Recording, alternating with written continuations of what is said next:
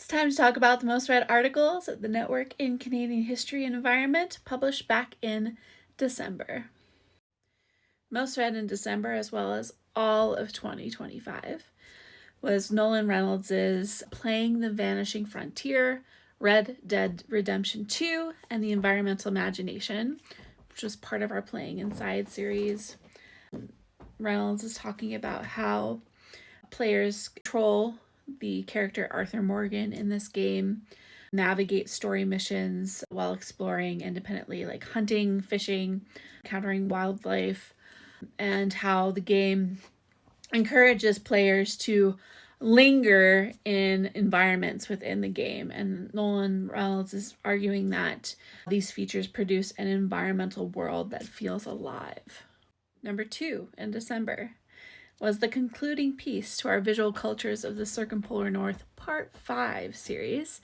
And this is Allegra Rosenberg's reflection on Terror Camp, which is an online virtual conference that she spearheaded. And she's talking about how the camp grew out of the TV show The Terror's fandom, and the deep historical engagement of this fandom, how she took this kind of community and built a unique virtual conference that blends creativity with polar scholarship. Third, in December, was Sritama Chatterjee's Print Cultures of Environmentalism and Archipelagic Imagination from Contemporary Sundarbans. This is from our Archival Outliers series.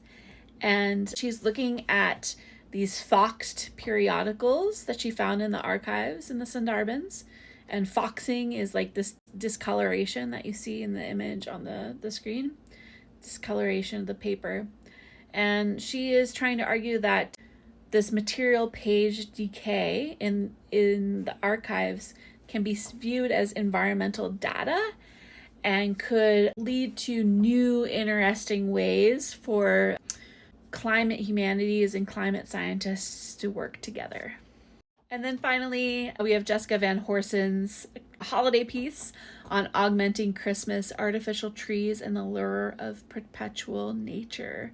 So in this, she is talking about how artificial trees evolved from feather and aluminum novelties to plastic simulations, and how this evolution reveals desires for safer, cleaner, quote-unquote, better nature and modern convenience.